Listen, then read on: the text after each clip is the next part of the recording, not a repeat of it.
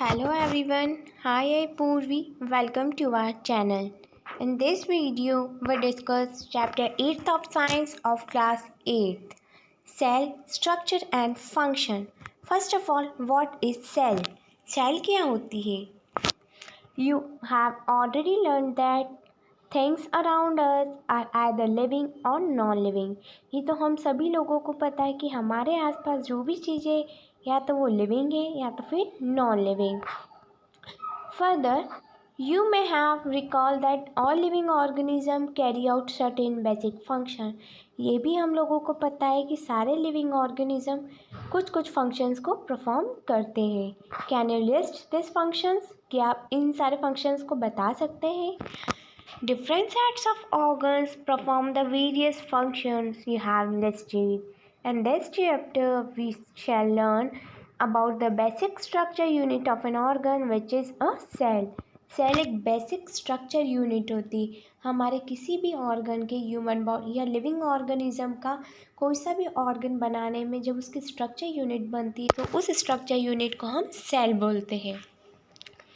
Cell में भी compare to BRICS. Cell को हम ब्रिक्स से कंपेयर कर सकते हैं.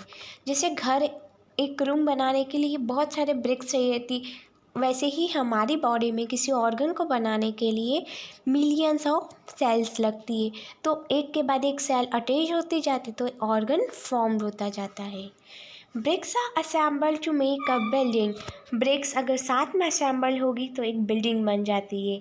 Similarly cell are assemble to make the body of every organism. जैसे कि अगर ब्रिक्स एक साथ जुड़ जाएगी तो बिल्डिंग बन जाएगी, तो और अगर सेल असेंबल हो जाएगी, साथ में जुड़ जाएगी, तो ह्यूमन बॉडी का या लिविंग ऑर्गेनिज्म का कोई एक ऑर्गन फॉर्म्ड हो जाएगा और उनकी बॉडी बन जाएगी. We discuss discovery of cell. Robert Hooke in 1665 observed the slice of cork under a simple magnifying device. Robert Hooke ने 1665 में कॉर्क का एक स्लाइस लिया और मैग्नीफाइंग ग्लास के नीचे. Cork is a part of a bark of a tree. Cork एक tree का एक बार्क का पार्ट होता है. हमारे पेड़ की जो बार्क होती है उसका पार्ट होता है cork. He took the thin slice of the cork and observed them under the microscope.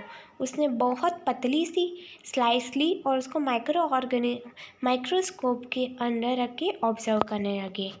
He noticed the participation box or the compartment in the cork slice. उन्होंने बहुत सारे पार्टीशंस देखे उस बॉक्स में और बहुत सारे कंपार्टमेंट देखे, as shown in the figure 8.1. These boxes appear like a honeycomb. ये बॉक्सेस एक हनीकॉम की तरह लग रहे थे. He also noticed that one box was separated from the other by a wall or a partition. कि हर एक बॉक्स एक पार्टीशन के थ्रू या तो फिर एक वॉल के थ्रू सेपरेट किए गए हैं. Hooke coined the term cell for each box. Hook ने हर एक बॉक्स को सेल नाम दिया है. What Hooke observed as the boxes or cell in the cork were actually dead cells. Hook ने क्या ऑब्जर्व किया कि अगर ये बॉक्स और ये सेल जो कि कॉक में है, क्या वो डेड सेल्स है? Cells of living organism could be observed only after the discovery of improved microscope. Cells की डिस्कवरी, लिविंग ऑर्गेनिज्म में सेल की डिस्कवरी बहुत बाद में हुई, जब माइक्रोस्कोप से उसको बहुत इम्प्रूव किया गया, बहुत चेक किया गया. Very little was known about the cell for the next 150 years about Robert Hooke observation. बहुत कम लोगों को पता था सेल के बारे में, और जब रॉबर्ट हुक ने ऑब्जर्व किया था, एक्सपेरिमेंट किया था, उसके 150 ईयर्स के बाद तक भी बहुत कम लोग ऐसे थे जिनको सेल्स के बारे में पता था. Today we know a lot about cell structure and its function.